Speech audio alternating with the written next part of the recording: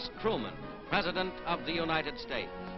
Distinguished Senator from the state of Missouri for 10 years and Vice President since the last national election, Mr. Truman brings to his new high office an understanding of the gigantic American war effort, second only to that of the late President Roosevelt.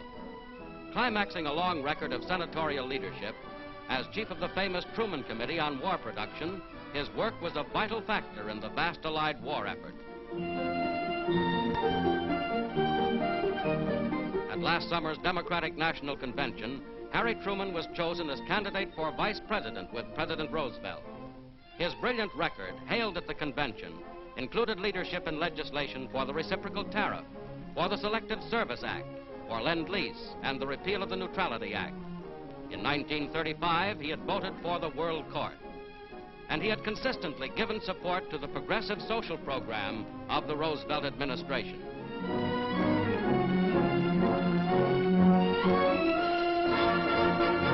Returning to Washington with Mr. Roosevelt, Harry Truman was now the Vice President-elect. In his first speech after his inauguration, Vice President Truman said, "In this shrinking world, no nation can live safely alone.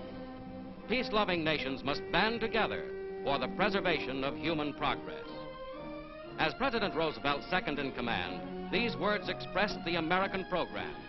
Franklin Roosevelt, born to wealth, and Harry Truman, one-time farm boy, were firmly united on that and every other major world aim.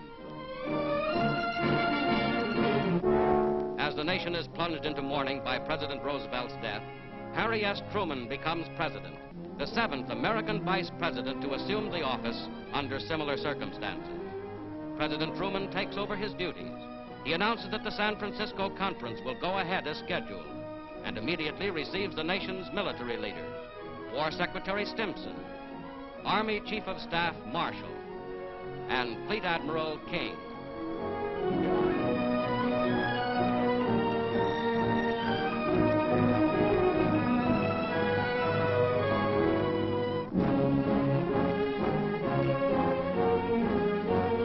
James F. Burns, high Roosevelt aide who took part in the Crimea Conference, Secretary of State Stettinius, British Foreign Secretary Eden, and Ambassador Halifax also visit the President. Arriving to address a joint session of the Congress, President Truman receives thunderous applause. He pledges to carry forward the work of Franklin Roosevelt.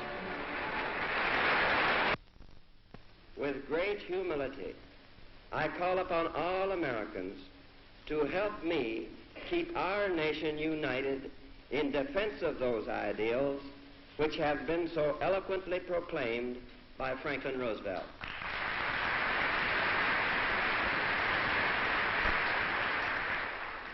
I want in turn to assure my fellow Americans and all of those who love peace and liberty throughout the world that I will support and defend those ideals with all my strength and all my heart.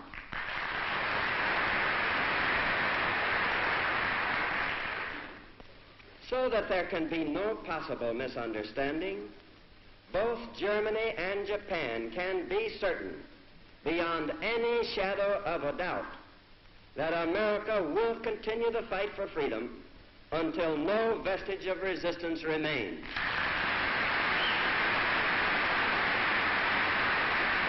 Our demand has been, and it remains, unconditional surrender.